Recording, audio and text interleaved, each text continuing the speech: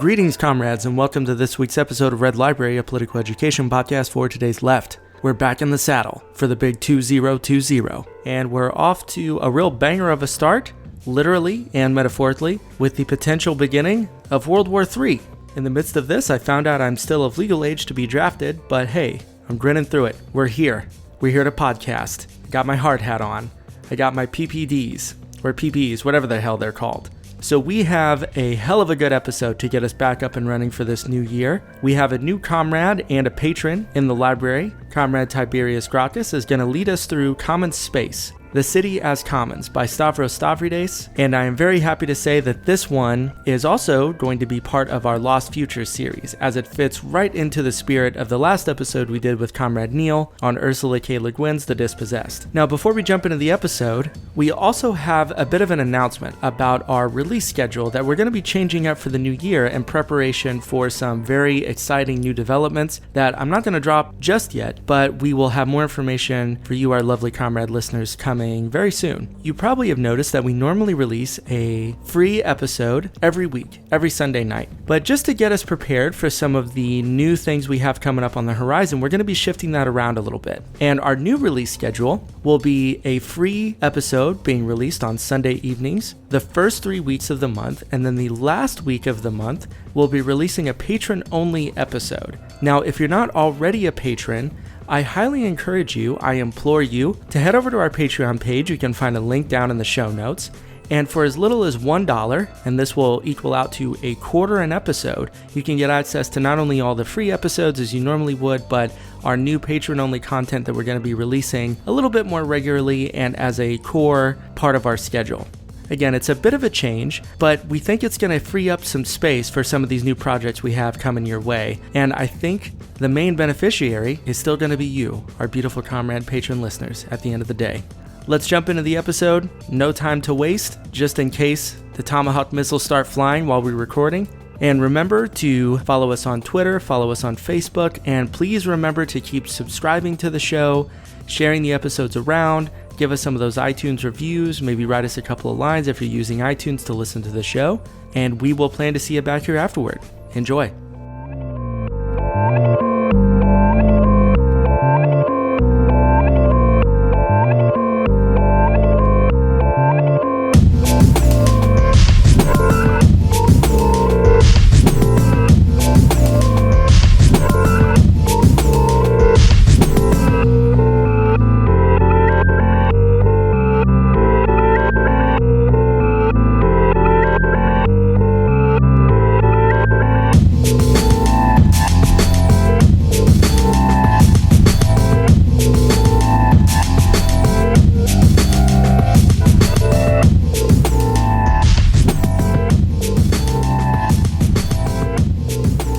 Hey everybody, welcome to this week's episode of Red Library. We have a brand new guest here in the library, coming your way via the digital ether. I've taken a bunch of high-grade psychedelics and I'm talking to a historical figure of sorts, the famous Roman senator, Comrade Tiberius Gracchus. Not really, but I'll let our guests tell you who they really are, and then we'll go from there. So why don't you say hello to everybody, Comrade? Yes, I'm Comrade Tiberius Gracchus. I am obviously tribunated the plebs.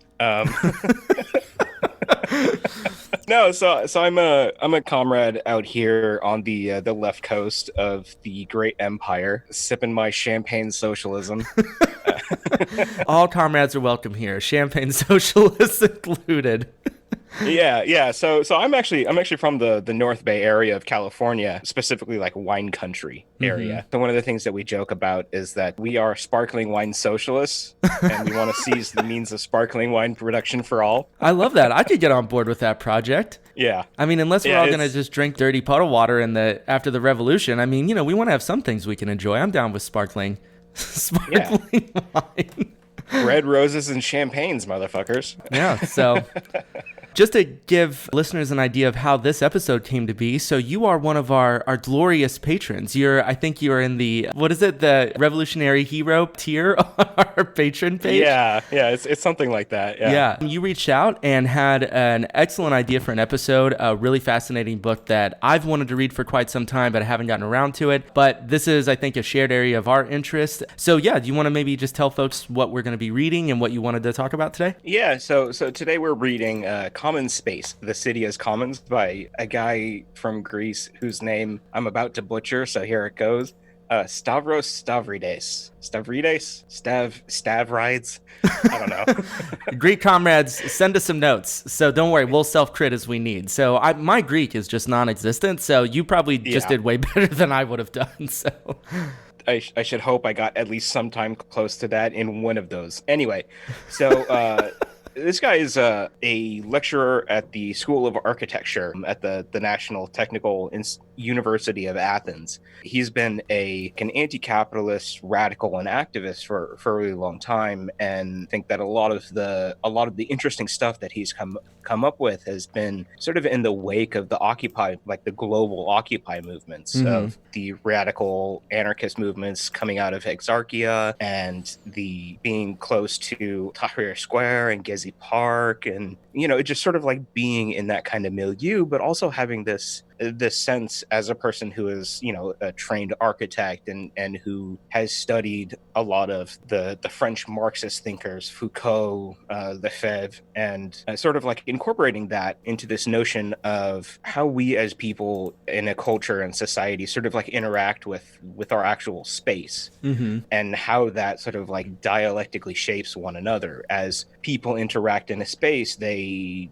change the space that they are in, and at the same time they are shaped by the spaces that they inhabit. So this is kind of this book is not just a sort of an exploration of that concept, but also trying to point towards radical alternatives. And I think that one of the ways that you could retitle this book would be Communism, The City as Commons. And he doesn't really go into a lot of explicit talk of using space to create communism, but the ways in which the commons and commonizing is talked about and theorized is very much akin to the way in which both utopian socialists and Marxist socialists have really sought to understand, like, what's our end goal here? Where are we trying to go? And so I think that this is sort of like one way in which we can think about how the production of the spaces that we inhabit can shape a radically better anti-capitalist or post-capitalist world. Yeah, man, there is a ton there. So maybe a couple of things we can touch on real briefly. So whenever we think about Occupy and the legacy of Occupy, and for anyone who's listened to our past episodes with Comrade Neil from 78 talking about, the ghosts of the past, the political ghosts that still haunt us, I think that Occupy is a huge one. And thinking about mass uprisings and revolts in places like Lebanon or Chile or even in Iran right now, the way of thinking and the kind of political vision that comes out of that is one that we still have to grapple with really seriously. So it's interesting to think about this book and looking at space or cities as sort of the site of struggle and the site of actually, I almost want to say, reappropriating things back into the commons. Because I think this is something that we don't think about very much at all, is that, part of our vision is to recommunize things. And what exactly are we dealing with here whenever we think about the way that our cities are designed and our neighborhoods? And I'm looking in my apartment complex right now. And an interesting thing about this is that it was a community designed for elderly people. And the way that they set up the whole place was designed to push you to have to interact with each other in these common spaces, like throughout the apartment complex.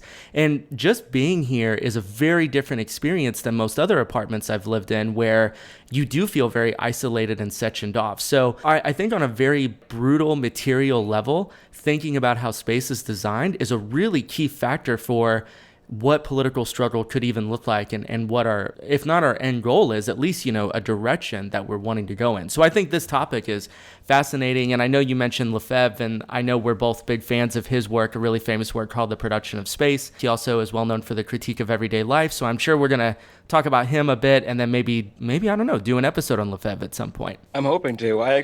So Verso has a 50% off sale on all their ebooks right now, which go, if you want to actually buy stuff, go support like radical imprints. And Yeah. Verso's doing all kinds of sales all the time. Like I don't know that I've ever seen them not do a sale. So. That's true. I think it's just they just have them ongoing throughout the year. There's only about 2 weeks out of the year when they're not on sale or something isn't on sale. I will tell you, I was really pissed off whenever I got an email from Verso that was like, everything is 50% off. This is why I'm just always struggling. It isn't because of capitalism. It's because I just buy Verso books all the time.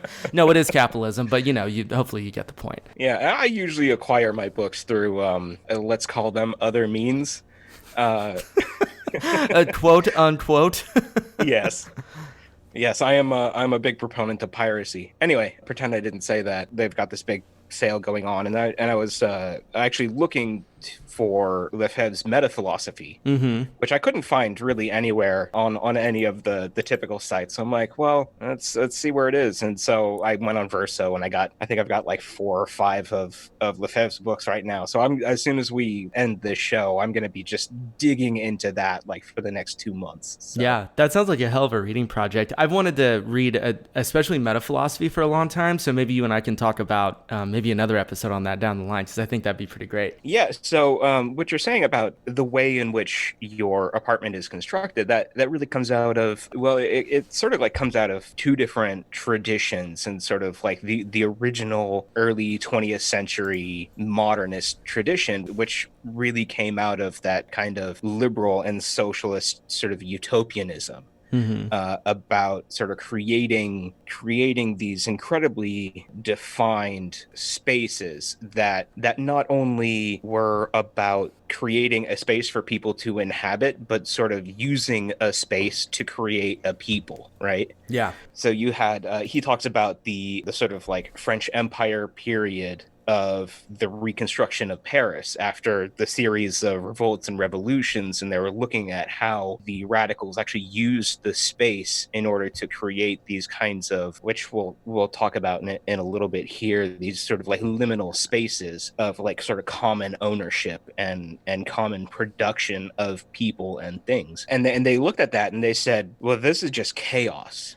Right? Because there's this implicit thought that a lot of these people have of the ways in which people need to be sort of dominated by these systems of authority. And when you have a commons, what you have is essentially a place of mutual negotiation. And for a system that inherently needs to control people, that is a space that they are unable to directly control because it is negotiated by the people within it. And so they looked at these and they looked at the ways in which the sort of like tight corridors and winding narrow streets and having these spaces outside where people could sort of like congregate and live their lives, that is a kind of chaos that especially the state cannot abide. And so they basically took the ideas of how space creates people and said, okay, so what we want to do is we want to create these spaces of commerce and movement and control. And they basically demolished most of Paris and put in these enormous boulevards of like shops and like vehicle paths and these kinds of things. And they're really organized around the atomized individual, the individual as an economic unit, and basically turned what were common spaces into spaces of commerce and sort of like used that as a kind of method of social control.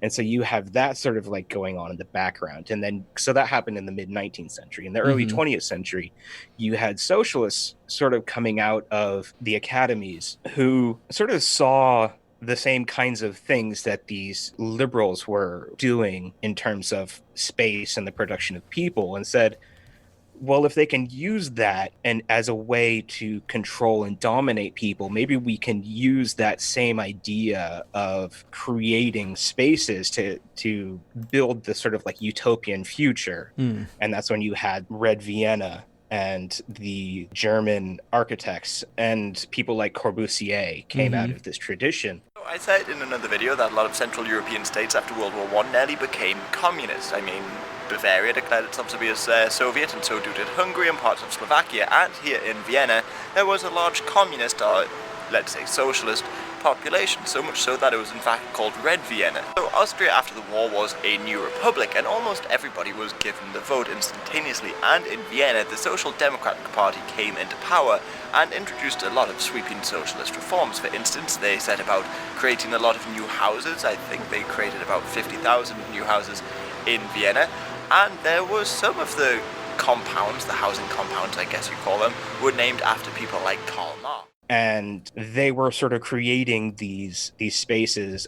They had a kind of implicit understanding of social life as something that is produced in social and common areas. And so they said, what kind of people do we want? And then they created these enormous like city block apartments with like common spaces, or they went out into the countryside and sort of like built from the ground up these small communes essentially. Or in the Soviet Union, you had also the kind of emptying out of the personal space and turning that in, having that private space, the your own apartment basically turns into a place where you sleep, and then everything else happens in the common areas. And so these were sort of ideas of trying to enforce a commons from a kind of a little bit more of a top-down, usually state-controlled production of a space. And then when that sort of like gets crushed in the fascist reactionary waves of the 40s and the 50s, even up until like the 60s, when you're talking about places like Portugal or Spain or Greece, that sort of gets subsumed into like the corners of academia, where it is again picked up by liberals in the 70s, 80s, and 90s, and especially like in the neoliberal turn, when they're trying to recreate that kind of sense of like commons and community, except from an explicitly marketized perspective. That stuff starts to come back in. This is amazing. That was like an absolutely just jaw-dropping overview of the sort of relationship between politics and the state and spaces. That was awesome. So, I mean, one of the things that jumps to mind, and maybe I'm curious what your thoughts are about this. I mean, hearing you tell that sort of history, it seems that at some point, the idea that the space creates people is an idea that maybe emerged out of, not only the French Revolution, but obviously this modernist period. And I think one of the things we forget about with the modernist period is this idea that we're trying to construct society in a way that it will create a certain kind of person or a certain kind of people. And maybe this is part of, dare I say, quote unquote, postmodernism, and part of the era that we live in is we've given up on the idea that the society that we create, we have the ability to create a different way of experiencing what it is to be a social being in a certain way. And I almost wonder if part of what we're going to be talking about is trying to re-engage with, dare I say, kind of like a lost future about how we did have this idea, or maybe, in the late 19th century, early 20th century, a lot of, more left-wing thinkers were trying to figure out how to do this. And then, a fascist reaction destroys that, and then we lose it. And I don't know, I mean, would you say that part of what this book is about, or part of what we could think about, is how to recapture that? This idea that space and how things are designed has to be like a site of struggle, I want to say, because the way that our spaces are created reinforces a particular way of experiencing ourselves as like Homo economicus. Like how I exist in my neighborhood or in my city or whatever is going to reinforce myself, thinking of myself as this like controlled actor by the state that's directed towards economic activity as a primary sort of function. Does that make sense? Oh, and no, it makes perfect sense. And, Yeah. and it actually, so one of the things that really came across for me in the book is this notion of the commons as wholly distinct from notions of public and private property. Oh, interesting. Okay. So you're familiar with the sort of like etymology of the term politics and economics, right? It goes back to the Greek oikos for economics and polis for the political. And the oikos is essentially like the household. It is the private space. It is the space of property and patriarchy, control and dominance. And then opposed to that, you have the polis. And the polis, especially when you're talking about like pre-capitalist societies, happens in places where ownership is not expressly clear, where ownership is a fuzzy concept that is communally decided, essentially. And within the oikos, you have typically the male patriarch who sort of controls and dominates and owns, in a sense. And then in the polis, what you have is you have essentially sort of like coordinated negotiations of equals when the men, and it's usually the men because it's a deeply patriarchal society, leave their homes and enter into community with other people. They do so on typically equal or roughly equal terms. And so the space of the polis is a space where equals must sort of negotiate how the space functions and how they function within that space. And over time, and especially with the sort of like liberalization of the world, what you had is the notion of the oikos sort of expanding ever outwards as the concept of property and ownership gets expanded ever outwards, and it brings with it these deeply patriarchal and hierarchical forms of existing within spaces that are not your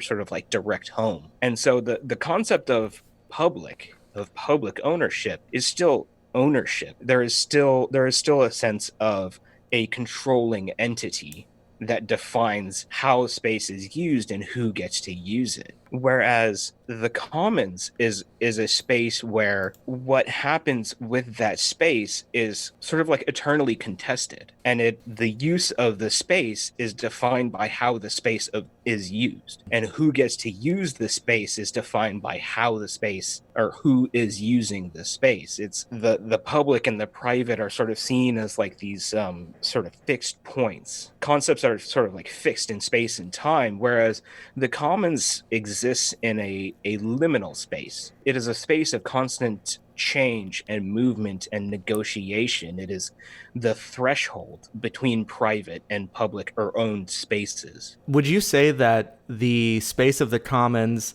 in this liminal sort of way is, dare I say, a dialectical space, perhaps? Yeah, exactly. And one of the things, so the author here, Stavridis, is definitely coming out of kind of an anarchist tradition, and he's very much informed by the French Marxists.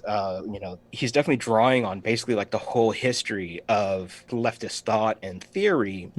But I think that he's kind of, because of that kind of anarchist milieu that he's coming out of, he's kind of downplaying sort of like the overt connection between like the dialectical process. I think dialectics is really only mentioned like once in the book, but the whole process of what he's talking about is really Hegelian by way of Marxist idea of thesis, antithesis, synthesis, and that synthesis is the creation of the commons, that the sort of like process of sort of two people creating ad hoc rules for a shared space and a shared, not necessarily like a shared culture per se, but like creating a bridge between differences, creating a bridge between people, creating a bridge between cultures. And that in itself is what the commons is, according to this book. And I think it's a really strong and effective way to sort of like think about what a common space is.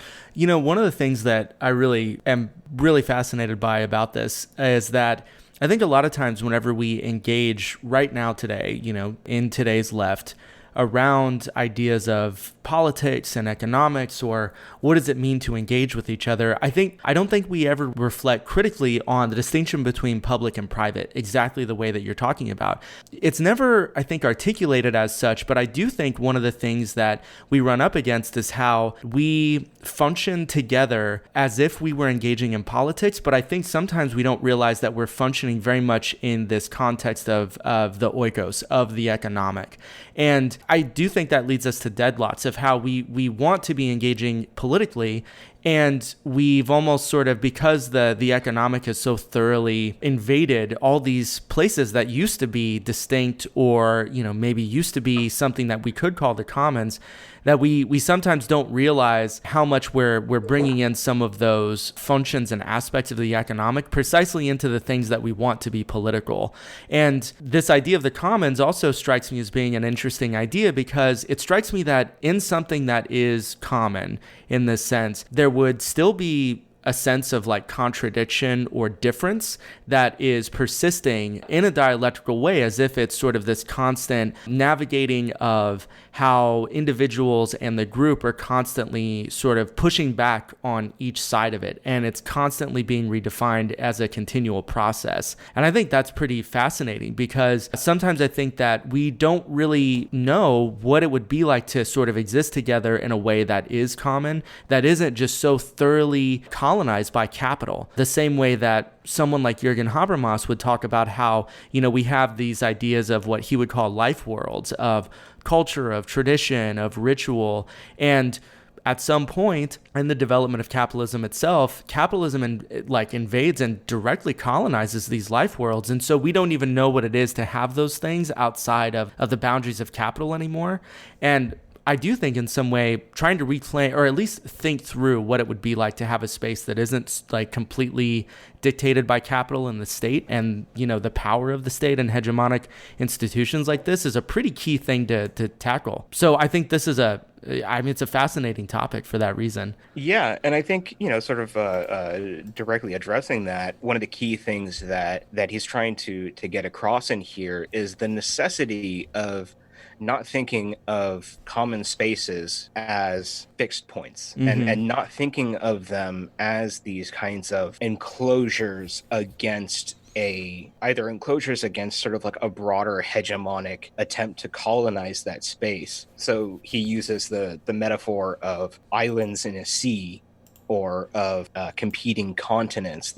When you're blocking off and enclosing that space from other people, sort of what you're doing is you are preventing that exact kind of liminality that is required in order to create a common space. Like, for example, the communes of the 70s, like the commune movement, their whole idea was to, in this kind of utopian sense, to create these sort of enclosed utopias that exist outside the bounds of the existing hegemonic forces, particularly capitalism. But in so doing, they prevent themselves from being able to sort of continuously reproduce those common spaces. Because in order to have a common space, you have to be able to have this constant negotiation of difference. And when you start to enclose things off, and when you start to have these mechanisms of like sort of hierarchical enforcement, you start to, that method of sort of interpersonal and localized negotiations start to break down, and they tend to like ossify into and take what used to be a space of politics and turns it into a space of commerce, essentially. Well, and I'm sure it's no surprise that the key generative starting point of capitalism as it developed in Britain as we know it was the enclosing of common spaces that used to be used for agriculture, for, you know, public interaction. And, you know, at some point on the show, we're going to do a sort of in-depth like history of capitalism series, but I think it is important to just recognize that this fundamental generative point for capitalism's development and channeling these spaces away from politics into commerce is the enclosing of them into specific boundaries and defined by property rights and everything else. And you can look at things like primitive accumulation as this continual necessity of capitalism's development to take land, to take resources, and to enclose those things within the bounds of commerce where they maybe didn't function that way at all beforehand. So to me, it's an interesting way to think about that. Isn't just this historical point that we've moved on from, that this is a continual process of capital to continually enclose spaces of the commons further and further. So yeah, and not just sort of about resources, but yeah, maybe even the way that like your block is designed or your apartment is designed is designed to do these very things. I'm thinking about, I'm sure y'all probably have it out there too on the left coast, but the apartment buildings that more and more the bottom floors are now completely taken over by shops. So even the way you live is like fundamentally in a material way connected to commerce and consumption. And that's like, as soon as you walk out your door, you're being channeled into these places of consumption. Right, exactly. And I was going to bring up like the enclosure movement is not something that happened in the past. Mm-hmm. The enclosure movement is something that spans past to present. Yeah. Because when you look at the gentrification movement, that is a form of dispossession for the purposes of capital accumulation. Yeah. Mm-hmm. And it is through this process of gentrification that the author talks about in this book, that spaces which are occupied by people on the margins of society or people who have sort of like deep roots in communities, who have interpersonal relationships, either by choice or oftentimes for the marginalized, sort of by necessity. They exist in this sort of like peri-state space. They exist in that liminal space of there is a state, but it is not sort of like directly present in the lives of people. And in order for them to have a society, they have to negotiate that for themselves. And it creates oftentimes this spaces of the commons. Homeless encampments are a really good way to sort of clarify this, where you have people who sort of like by the nature of their place in society, they don't have that oikos. Mm-hmm. They exist within the polis almost solely. And so when you have groups of people who do not otherwise have fixed housing coming together in order for them to sort of like not kill each other on a sort of day-to-day basis, they have to constantly negotiate the space that they're in. And because they exist in this state adjacent sort of no-go zones by the state, except for the authorities of the state to come in and crack heads every now and then to make sure that they're not sort of overspilling their boundaries. They don't have authorities to turn to, and so it has to be this negotiated space, right? I mean, in Austin right now, we're dealing with a huge situation where there's a really, really significant homeless population in the city right now, and the city and state government have just put through a measure where they've just ruthlessly cleaned out tons and tons of camps, and it's a big point of contention in the city right now. And gentrification is also very, very intense in the city as well. And one of the things that you mentioned, I think, is always important is that, whenever an area gets gentrified, typically a historical community of color, especially in Austin, the reason it's being gentrified and what it's being enclosed for is increase of commerce. And, what moves into those gentrified spaces? Boutique shops, hipster-ass small plate restaurants. It's like there's a way to think through it that part of the material components of gentrification are usually to, colonize these spaces in an ongoing way for commerce, for the sort of the production of profit, and in these very, very acute ways. And just thinking of the city that I live in, it is such an ever-present and ongoing thing, and it's every area of the city is constantly, a moving side of struggle of where gentrification is going to happen and where it's not. Yeah, it's the same thing out here.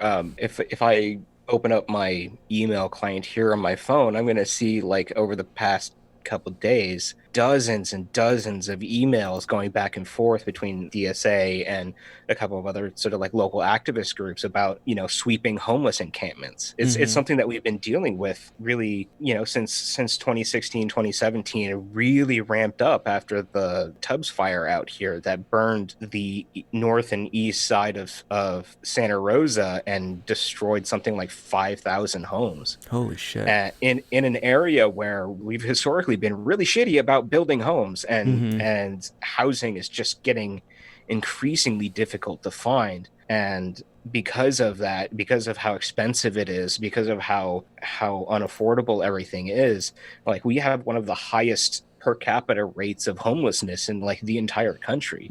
It's really at crisis level. And so we have a lot of people who have nowhere else to go and are sort of existing within these publicly owned spaces and sort of trying to create a sense of stability and commons, negotiated among themselves. And that is chaos for the state. That is chaos for the owners of these public places, because that is not something that they have direct control, oversight, and authority of. When homeless encampments spring up, they create their own rules. They exist sort of in a way that is not sort of abiding by the same kind of rules of commerce and capitalism, because they don't have the ability to participate in that. They are excluded from that. I'm wondering, hearing you frame it that way, would you say that in some ways those kinds of spaces, those kinds of communities are always threatening the state and the powers of capital precisely because they show that there's something outside of it? Yeah, so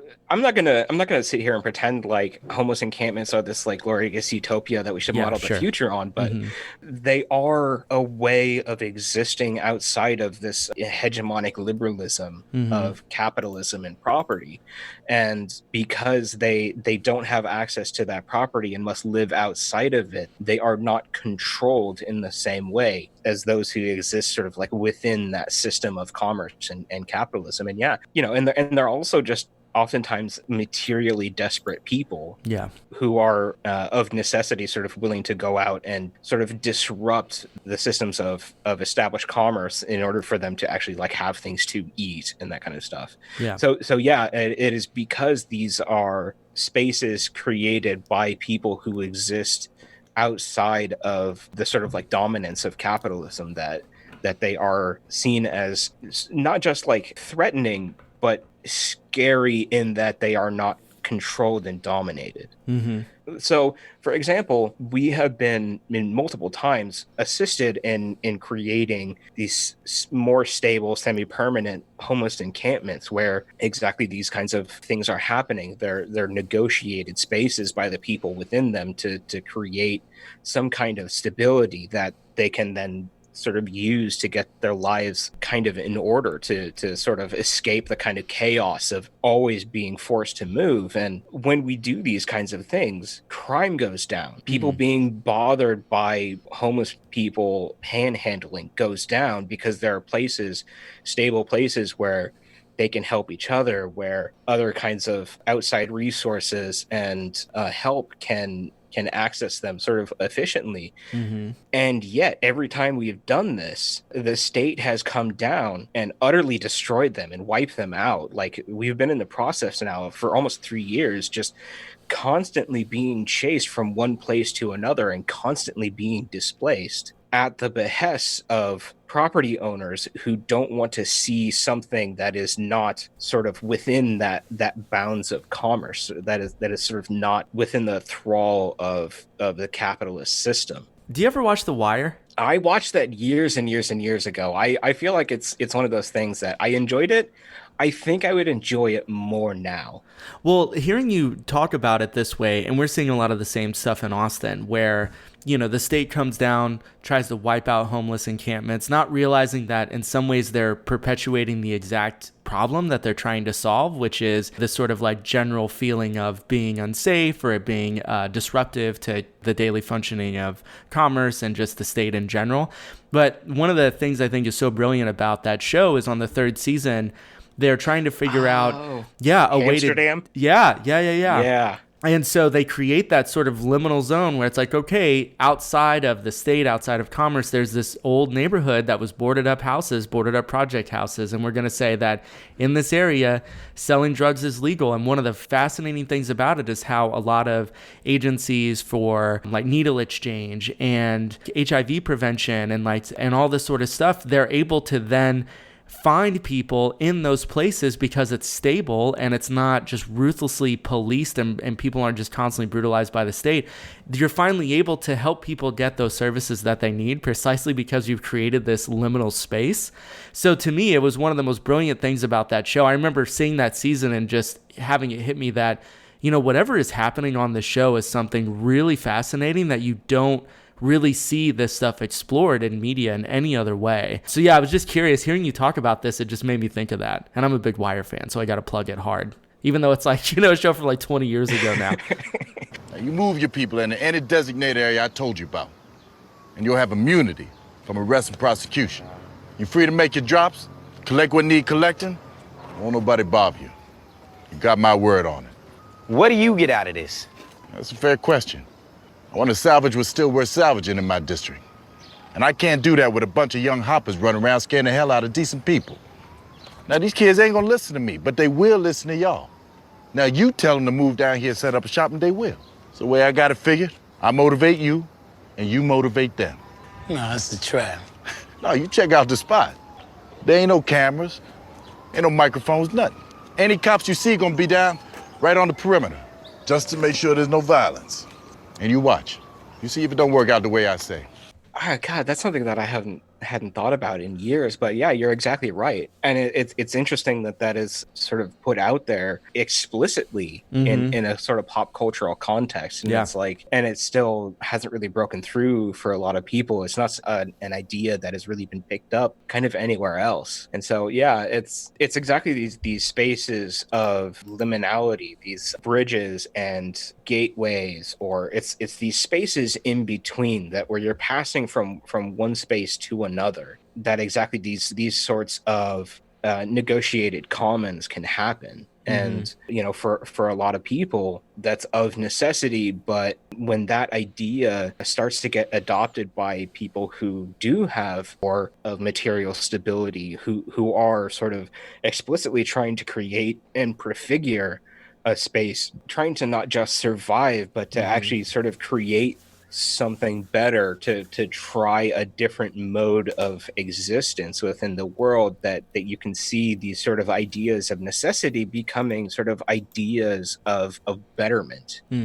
There's one example that he cites in the book of what was sort of intended. So it's in Greece. It's not in the Exarchia neighborhood. It was actually intentionally done elsewhere because the Exarchia neighborhood has this like long history of sort of being an enclave of radicalism and especially sort of anarchistic radicalism, that anything that happens within there is sort of easily demonized by the state. But this happened outside of it. And what happened is that there was a piece of property essentially that had been sort of sold off to a private interest who was going to be developing on it. And for various reasons, it just sort of never kind of happened. And after a while of this space just sort of sitting empty and people starting to like park cars on it and that kind of stuff, they eventually just paved it over and created just an empty lot for the storage of these 2-ton vehicular behemoths that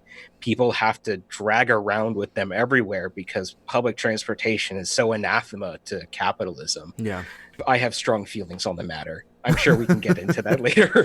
Yeah, for sure. Well, one thing I just wanted to mention too with the Exarchia neighborhood, there's another show that I'm a big fan of called Popular Front, and they just did an episode on some of those exact same communities and some like the history of like militant anarchist sort of groups and like guerrilla groups that came out of there. So I'll post a link in the show notes so people can check that out. But they have some really interesting history of that neighborhood specifically and its relation to the Greek state. Yeah, it's fascinating. And there's a really interesting history there of U.S. imperialism essentially propping up a Nazi regime after World War II for the express purpose of crushing socialist movements in Greece. It's a whole history. So there's this space, and it's basically it's a space that is accessible by people sort of in a public space. And eventually some people in the neighborhood had this idea of, let's just occupy this space. This is an ugly, blighted corner of capitalism that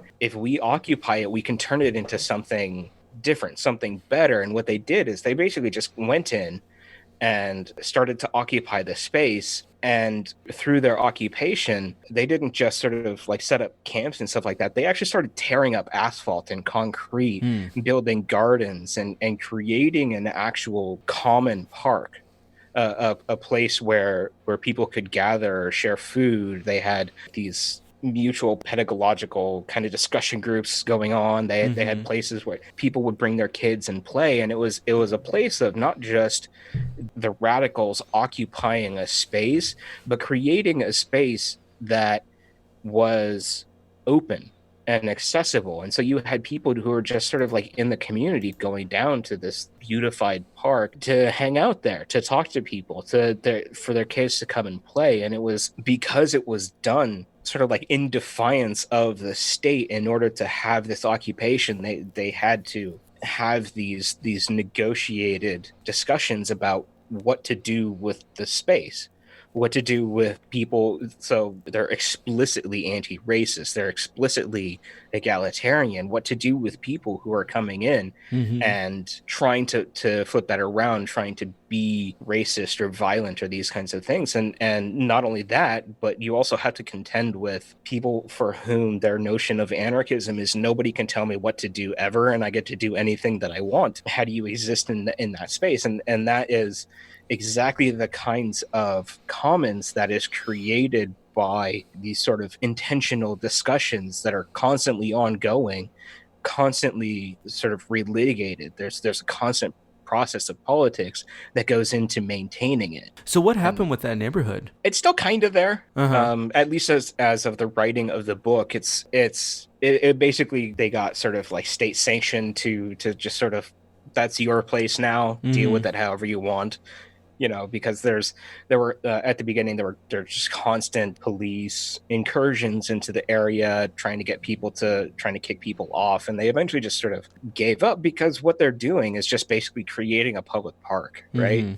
And so the state kind of eventually backed off on that. But do you think that part of why the state backed off, from what you know of it, is in some way because they can grant a certain amount of freedom for those spaces, as long as it doesn't, maybe directly challenge the state or directly challenge capital in a much more intense way? Yeah, so when they were doing this occupation, they sort of had this idea that it was going to be used as like a staging ground for anti-police activities and sort of, if not like a violent, then at least like a militant anti-police, anti-state movement. And that never really sort of coalesced into anything. So they never really got to the place of being sort of like a direct challenge to the authority of cops in the state. And so having this common space that is created and negotiated by the community that is maintained and controlled in a way that is not directly threatening, as you said, is sort of one of the reasons why they just kind of backed off. But one of the reasons why it was stable and didn't fall apart was explicitly because they didn't create it as this enclosed space that was set apart of the rest of society, that you had like this group of militant radicals and then everybody else on the outside. Yeah.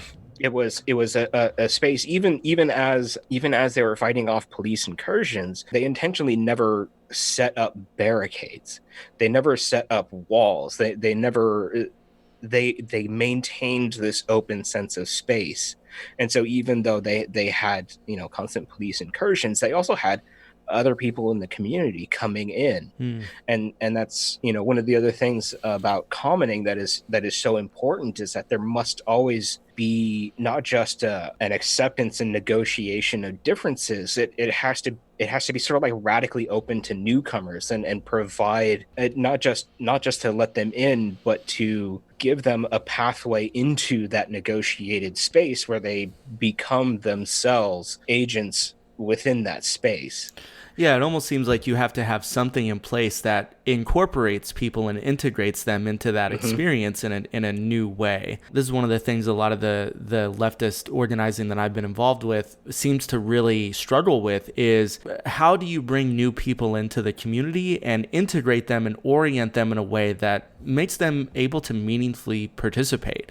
I think that's something that maybe this idea of commoning is, you know, not even just in like physical spaces, but any space where you're trying to create, even for a meeting, let's say, you're creating your community. And I think that a lot of times it kind of rises and falls based on how well you're able to integrate newcomers into that space, I think. So it's really interesting to hear that it was precisely that kind of openness that allowed it to be successful. Because I think sometimes, you know, we don't think of openness as a necessity to create some sort of space like that. It's basically that, no, we need to police these boundaries as hard as we can. And, you know, and there's a reason why the birth of like black bloc militant tactics started in the autonomous movements where they were squatting in houses and then the cops would show up and then they'd get their helmets on and they go out and just fist fight the cops. And, you know, I mean, I'm not, you know, wholly against that, but it's interesting that it was precisely them squatting in houses and they did have this very hard line that they were policing is precisely the thing that antagonized, I think, the state to the degree that it did. So yeah, that's a fascinating example. I'd never heard of that before.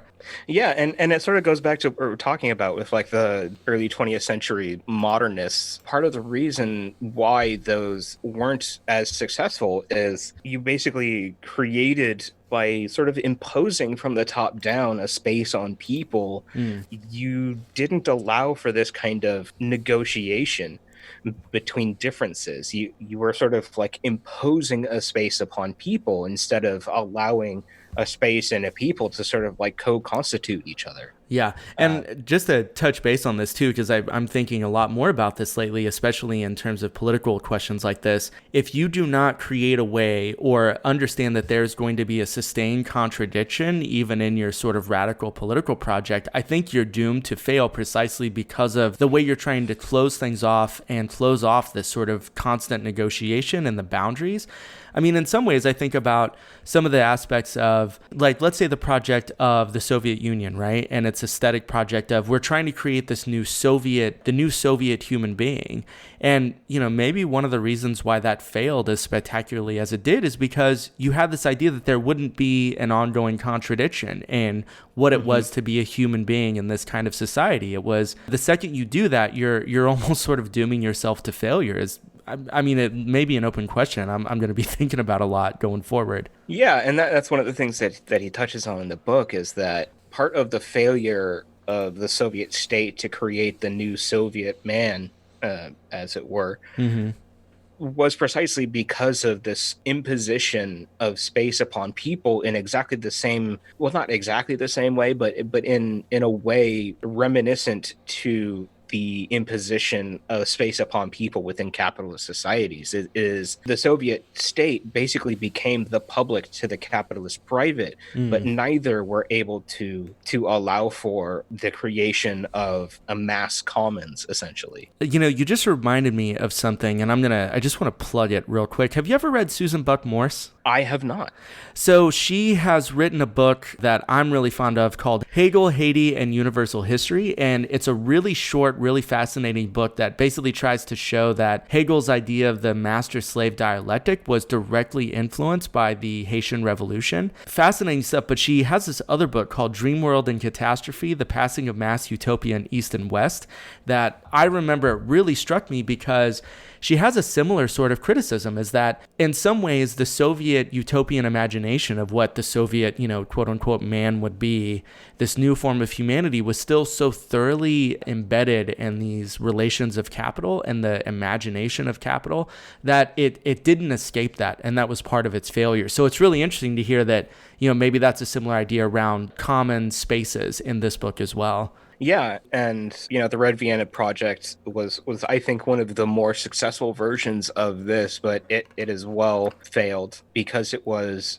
the enclosure of Red Vienna was sort of imposed by the outside by essentially a fascist state coming in with military force and just sort of dismantling it altogether. The communes of the 70s sort of fell apart because they imposed isolation upon themselves and sort of failed to create these kind of liminal spaces where things were constantly negotiated and sort of reproduce the exact same kind of patriarchal and authoritarian social structures that sort of plague society, because they had essentially closed themselves off and were not able to constantly sort of renew the political. Yeah, and I think that's one of the biggest lessons for me that came out of that movement was kind of the Foucauldian idea that part of how we're all socialized in these conditions in this historical period is we have these very fascist, almost authoritarian aspects that we have grown up in and we've been socialized into. And so whenever you find yourself trying to create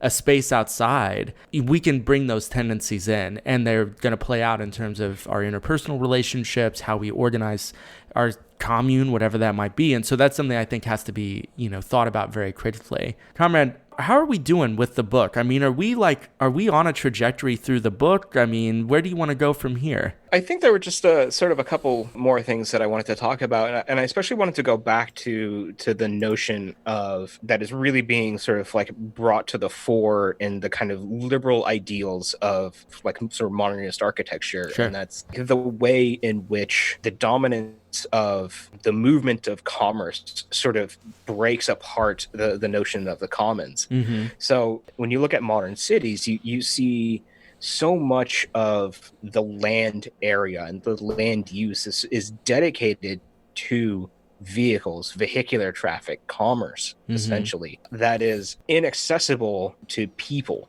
For want of a better way to put that, it's incredibly dangerous to have these shared spaces on the streets because of the necessity and dominance of rapid capitalist movement.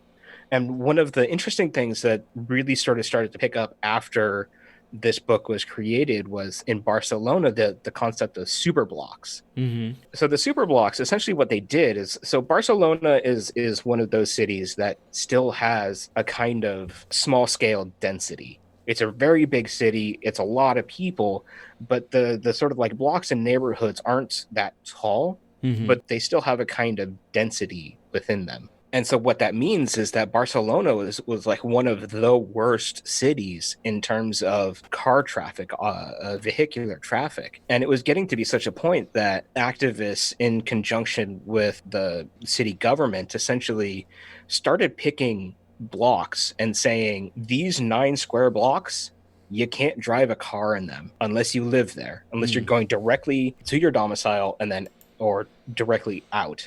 And while you're in there, you are limited to driving 5 miles an hour. And this caused a huge uproar at first. And it's one of those things that is interesting in that it was imposed from the top. But when you look at the way that it was actually done, what they did is to say, no cars. This is a car-free zone. And then after that, they just sort of like let people sort of come to grips with what that means in their area, in their little community, their neighborhood. And then after a while, once people got used to this idea of not having cars everywhere, of things starting to quiet down and to sort of like take on a much more human scale, they then went back to them and said, well, how are you using this space? What is it that you're doing with it? What is it that you want to do? What is it that you need help with? And so they basically stripped cars out of a space in order to create room for people to themselves create a commons, and then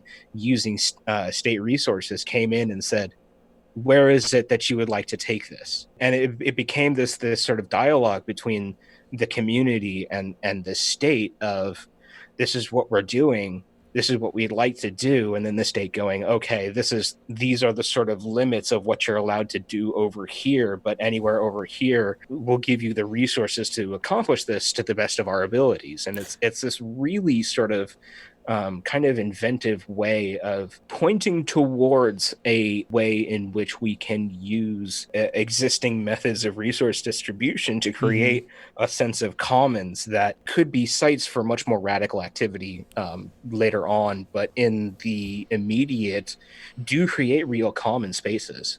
What year were they first developing this idea of superblocks and like cleaning out the automobile traffic? As far as I'm aware, this is something that has only started happening within like the past 5 years or something like that. Like this is really recent. Only started doing a couple at a time right now. Yeah, well, the reason I ask is because I was in Barcelona maybe 5 months ago, and coming from a U.S. city, especially one that is thoroughly dominated by automobile traffic, everything in the city is designed to cater to you having to drive everywhere. It is hard to even put into words the just complete difference in phenomenological experience of just being in a city and how you're experiencing your day-to-day life in any kind of city that isn't so thoroughly dominated by commerce and automobile traffic, and trying to make everything keep that like a smooth functioning system. You know, it was something that really, it was the first time I'd ever been outside the States, and it made a huge impression on me and something I'll never forget, just the experience, the day-to-day differences and just what it's like to exist. Yeah, because when you introduce like not just the car, but sort of like kind of mass transit in general, but sort of the car in particular, you are taking things away from a human scale. It's really difficult to have human interactions when you're going fucking 60, 70 miles an hour down the road. The only interactions you're ever going to have with other people is like when someone gets a little too close to you or like inconveniences you in some way, and they're just sort of this other object over there and just piss you off. There's no human connection. Yeah, your only interaction is just screaming incoherently at some strange other in another 3-ton machine next to you on the highway. Yeah. Taking the car out of the equation really refocuses space on people. When you start to allow for spaces of interpersonal interaction in a way that is sort of not dominated by these giant machines, that is when you start to create these kind of liminalities where people can negotiate space with each other. Yeah. And you still even kind of get this to a certain degree with the introduction of like buses and trains and stuff like that, but like the efficiency of those means of travel and the fact that when you are taking them, you are still inhabiting a shared space with other people, with constant newcomers. There's a constant sense of having to negotiate spaces even within these things that are hurtling you down the tracks and need to have these kinds of buffer spaces to keep people safe, and those still do have and allow for this same kind of sense of commonality that personalized automobiles never could. And that's exactly why these capitalist chuds like fucking Elon Muskrat, who is shots fired at Elon Musk. Elon can blow my titties, like seriously, hate that guy. But that's the official Red Library position, is what Conrad Tiberius just said. But his idea of like the Hyperloop and the Tesla like self-driving cars and stuff like that, it is all like, whether it is intentional or not, it is all a part of the same kind of ideological framework that atomizes and individualizes people, that takes them out of the realm of the subjective and forces them into these objective relations of commerce, of not dealing with other people as people, but dealing with other people via the fetishism of commodity and commodification. Yeah, I mean, two things really I think are crystallizing for me in this episode today is that by atomizing people and enclosing the space, this is exactly the way that you create atomized individuals which can help generate profit and to make capital function as smoothly as possible. And so I think whenever we look at the history of capital's development, emerging out of Western Europe at least, is that we have to understand that whenever we're talking about sites of like social struggle and political struggle around public transportation, it isn't just about making your city more convenient or reducing how many hours you're stuck in traffic, which is, as someone who, works every single day and like is in a city with one of the worst traffic problems in the world last time I heard. That's great. It's also that these are directly about how we experience each other as part of this common area. You know, that's part of the political struggle, is not just making your life a little bit more convenient, but it's opening up a space to exist in the commons with other people again. And to me, it's just a very different way to think about why these particular areas are so important. You know, it's just that it's about changing your whole ability to experience yourself as a subject that isn't so thoroughly dominated by capital. And that's a different way to conceive of it, I think. Yeah, and I think the best way to sort of like wrap up the conversation is to touch on the kind of last sort of topic that we haven't touched on in the book, which is the economics of the commons. Because the commons are this negotiated space of equals, it's not just sort of like a negotiated space, but it is a space of sort of like really deep connection and interpersonal ties and of necessity. Commerce doesn't fit that mold. So like the sort of anthropological history of commerce as we know it today is essentially how you share resources across people who are deeply distrustful of each other. Because two people or sort of two entities sort of go into a temporary space where they say, I will give you this, you will give me this. And at the end of that transaction, there is no longer a relationship between them. In order for commons to work, you have to have a relationship of giving that is not terminated. It is constantly ongoing, and it's much more akin to what is usually known as like a gift economy. Yeah. And part of the reason why it has to be in this kind of way is that when you have commerce, and especially capitalist commerce, you not only sort of like sever the relationship at the end of a transaction, but you also have a kind of accumulation of material wealth and therefore, economic and political power that can allow a person or a small group of people to have a material base on which to build power differentials. And in order for the commons to work, the space has to be shared in an egalitarian way. That means the people who need it most have most access to it. It also has to be a site of social reproduction that allows the people to enter and exit from those spaces with either needs or resources, so that others who have extra resources or who have needs greater than your own are able to work out a relational method of sharing them. I think it would have been kind of nice for him to say in the book, from each according to their ability to each according to their need. But I think that would have been a little too on the nose for what he's talking about. I think his audience is decidedly more progressive, liberal, or anarchist, and kind of Marxist skeptical, I want to say. If not hostile to that. But it is exactly these kinds of relationships of sharing, of gifting, that allow people to remain on more or less equal footing within a kind of political and social sphere that allows the commons to keep reproducing itself. And when you allow for the sort of dominance of the commercial relationships, you're essentially allowing a system of of sort of like anti-relationship. Did you ever read, speaking of anarchists who came out of Occupy, Death the First 5,000 Years by David Graeber?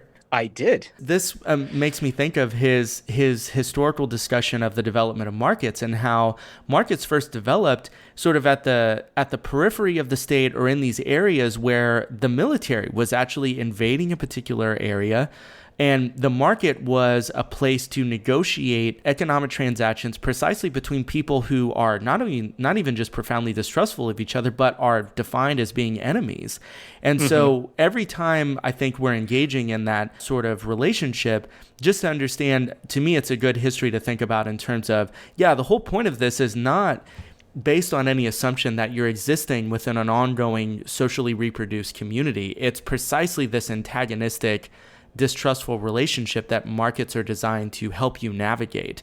And I think it's an important history, and it's one that we have to continue to think about anytime we're relying on the market, or whenever we're thinking about what is the purpose of the market and how we want to engage with that and what it'll be, and how we want to ruthlessly critique that and want to destroy it at its very core, or whatever your project is. But it's interesting just hearing you talk about that, because that was something that Graeber mentions in his history that I thought was one of the best points of that whole book. And that book is a really easy read too. I really recommend people read that. There's another book that I'm looking to get that does something similar. Was it 50 Shades of Grey? It's just beyond this door. What is? My playroom. Like your Xbox and stuff? Why, yes, it was not. I would actually read 50 Shades of Grey if that's what it was about. It's Money, 5,000 Years of Debt and Power by Michel Ajeta. And it's sort of doing a similar kind of thing to Graeber, but a little bit more like sort of rigorous, I think. David Graeber tends to be much more of an anthropological storyteller.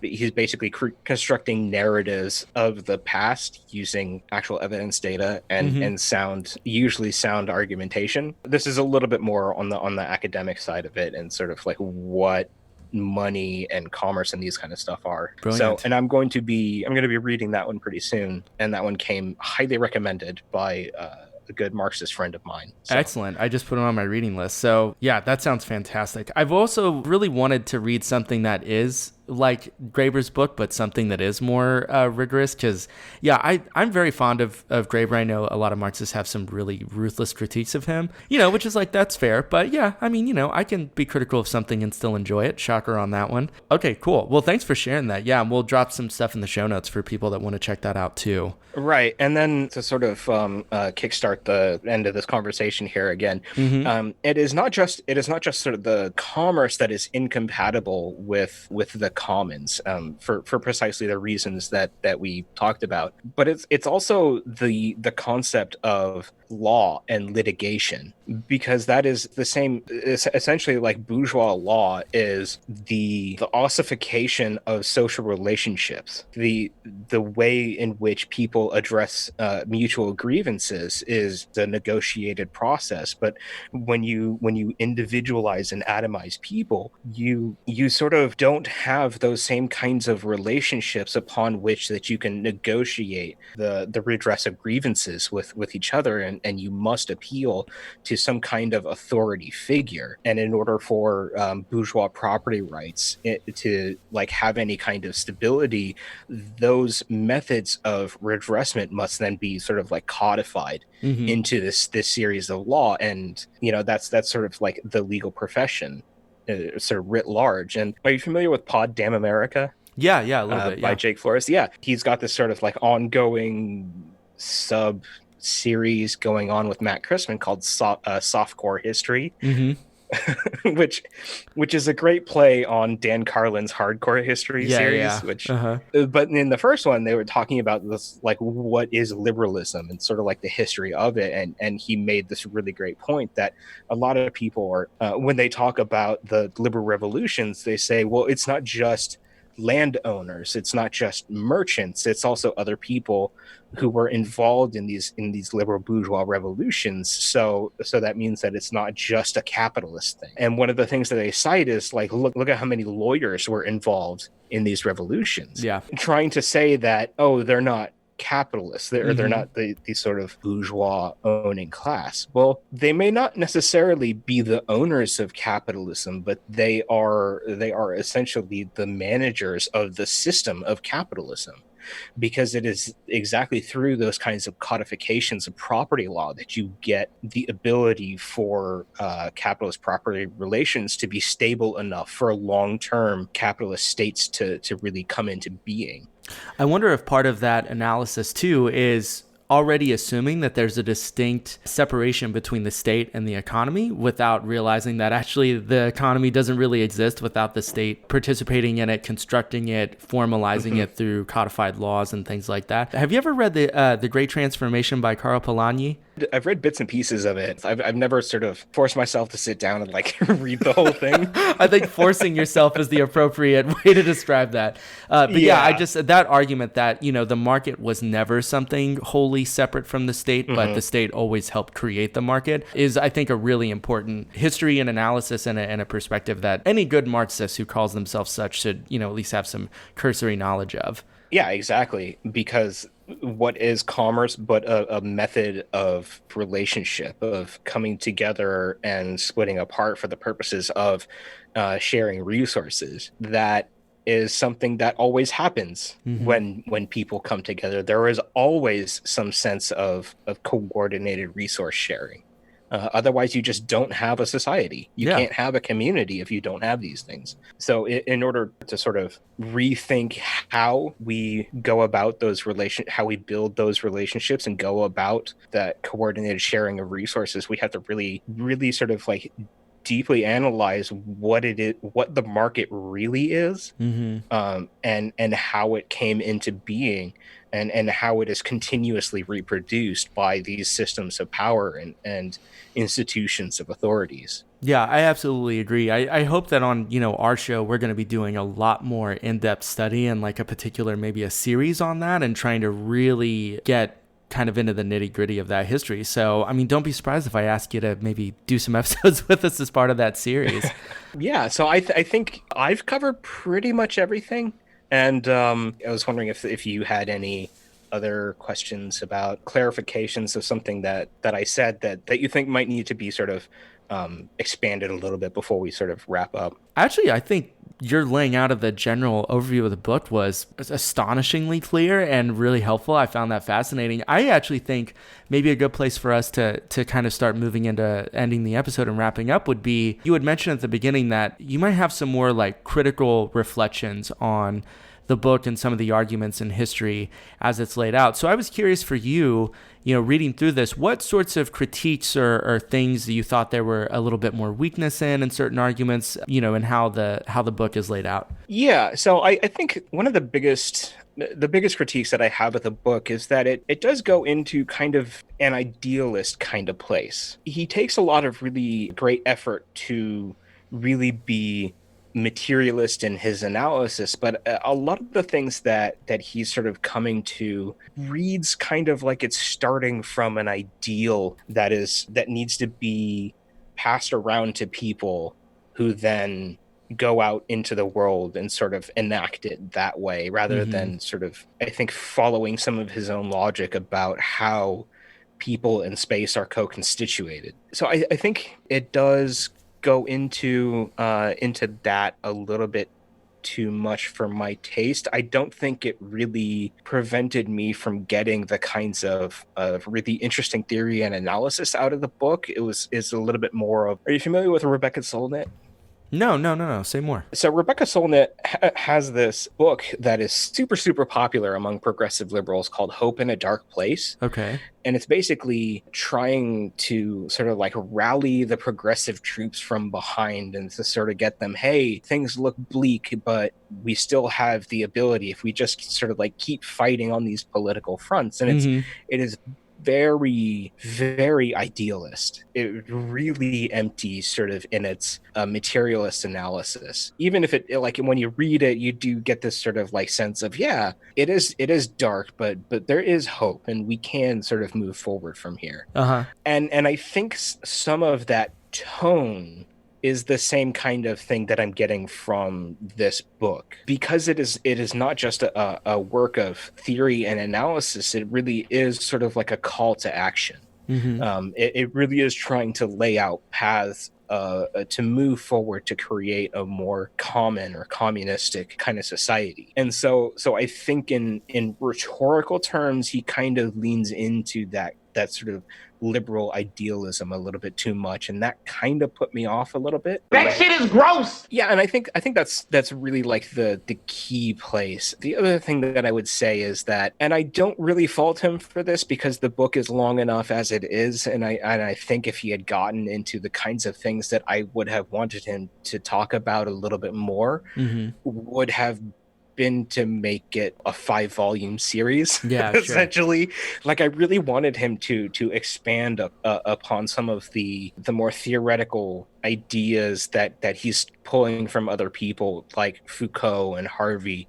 I kind of wanted him to get into a little bit more of a Marxist analysis of the role of capital in sort of like particularities in shaping the built environment. And I think that if there had been a little bit more of an expansion on the history, I think that the book, the analysis of the book would have been a little bit stronger for it. One thing, hearing you talk about whether it gives into that sort of liberal idealist sort of strain, which I think sometimes it just needs to be kind of acknowledged, is that, that is part of the history that anarchism emerges out of. And I think sometimes that sort of idealist approach isn't analyzed as a sort of deep philosophical assumption within the historical development of anarchist thought as it is. Again, not trying to cast any judgments on that per se, but just kind of understanding the history of how that developed. And, I've been an anarchist of various kinds at different points. I have lots of friends that are anarchists still. And I think sometimes, you can kind of see that. I think that's what attracted me to Marxism, is because I just wanted some brutal fucking materialist history of how this stuff develops, because I do think there is a tendency, if you don't engage more with that material history, I think it creates too much of a seduction of that idealized liberal sort of strain of thought. And I also think you can misdiagnose and misanalyze problems in historical developments without really, really centering yourself on that being the approach that you take. So, I hear this, and that neighborhood in Greece that you were talking about, my understanding of studying the history of trying to create these kinds of spaces and the way that we think a lot more now about existing in the ruins of capitalism and climate change. A really well-known book out of it's a very academic sort of book, but it's called Mushroom at the End of the World by Anna Singh. Have you heard of this book, Conrad? Oh, yeah, that's on my reading list, yeah. It's a beautiful book. It's very fascinating. It's just a really interesting, brilliant sort of thing. And I also, in a critical way, kind of wonder if some of those more liberal, sometimes more anarchist approaches have almost like already conceded the struggle to capital. It's almost like, well, there is no real direct challenging of capital and the state. So what we need to do is either already start planning for how to survive in the ruins or in these liminal spaces, or we just need to essentially try to carve out whatever space we can without maybe a real kind of, brutal understanding of what will happen if those spaces do directly challenge capital in a mass way. Because I think whenever they do, it is pretty clear the state will hesitate not at all to bring down military and police violence on those places. So I do wonder if sometimes we're not taking the implications of this seriously enough, or not, or maybe we don't challenge it enough if we really want to change things on a mass scale, versus just creating these little enclaves where, maybe we can carve out a space, and that's beautiful if that can happen. And it's a great place to experiment what communal, forms of life could be.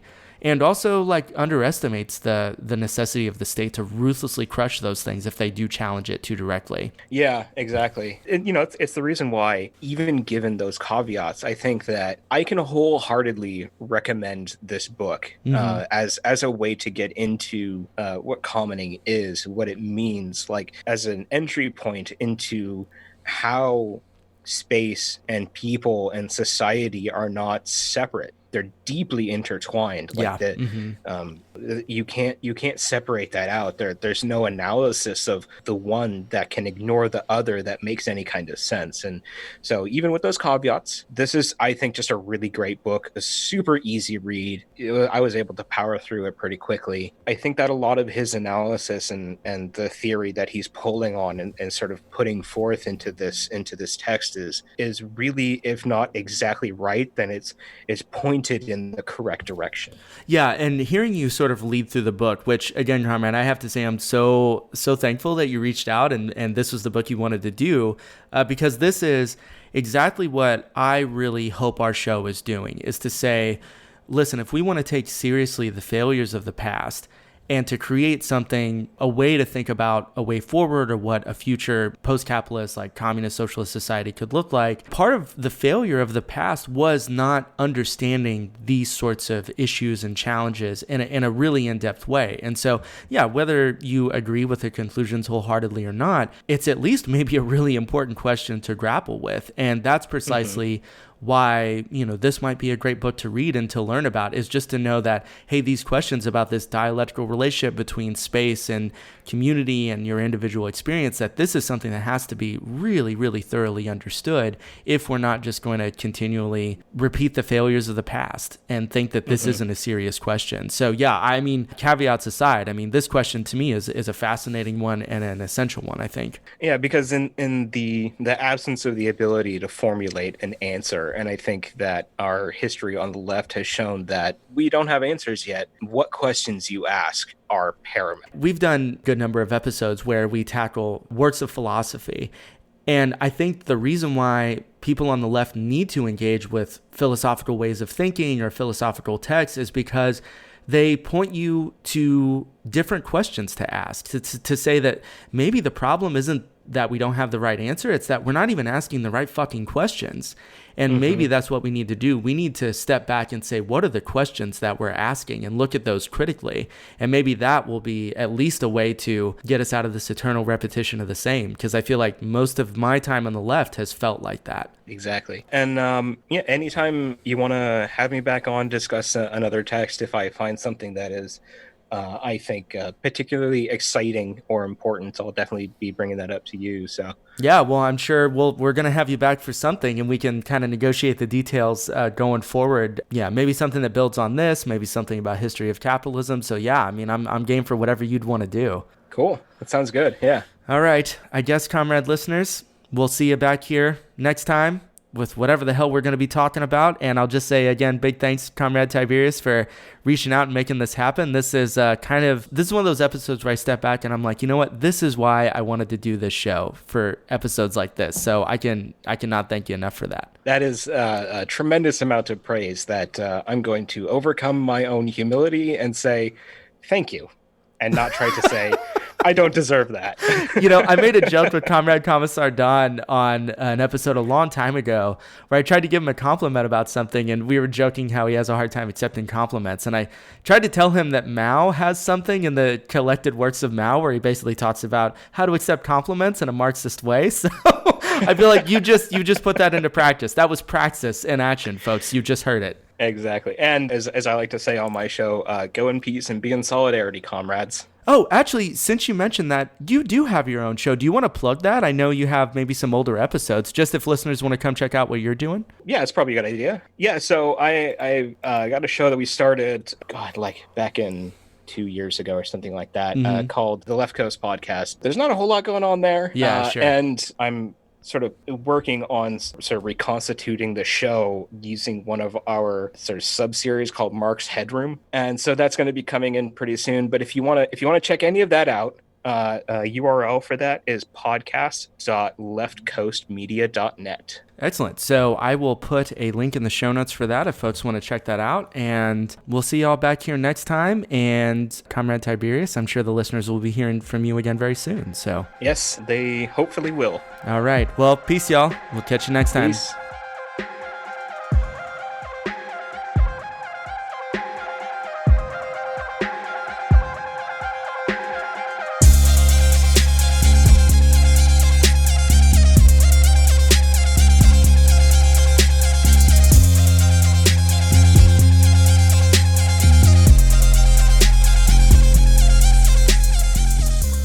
Oh yeah, me and Comrade Tiberius Gracchus coming straight from the underground, spewing liquid hot theoretical fire. Big shout out to him for coming on the show, for reaching out to make this one happen. As I mentioned, this is exactly one of the things I love most about Red Library, is meeting new comrades out there, getting to learn from your own expertise, your own knowledge, your own reading and wisdom, and then trying to find a way to bring that out to our comrade listeners across the globe. Again, we're about solidarity on this show, and I think this episode is a perfect demonstration of how we try to put that into action. Coming up next week, me and Comrade Commissar Don are going to be kicking off our new mini-series on Ernest Mandel's An Introduction to Marxist Economic Thought. That's probably going to be a 2 or 3 part episode. They're going to be pretty short, pretty punchy, probably very dense, so you have that to look forward to. And if you're not familiar with Mandel, he gets a bit of a bad rap, being associated with the Fourth International and being a Trotskyist, but I think if you've never read some very hardcore orthodox Marxist economic theory, you really can't find anyone better. It's accessible, it's concise, it's very clear, and this miniseries is a response to numerous listener requests we've had to do some basic Marxist texts. Now, we don't like to recreate what a lot of other shows do. We want to try to do something a little different, something a little bit unique and not quite covered in other areas of leftist podcasting. And since a lot of folks already do Lenin and they do Capital, and also David Harvey has done an incredible series on the first 2 volumes of Capital and parts of 3, we didn't want to just tread over the same old ground. But I think that Mandel's work is really going to be a highly useful way to get a basic understanding and grounding in the concepts of Marxist economic thought.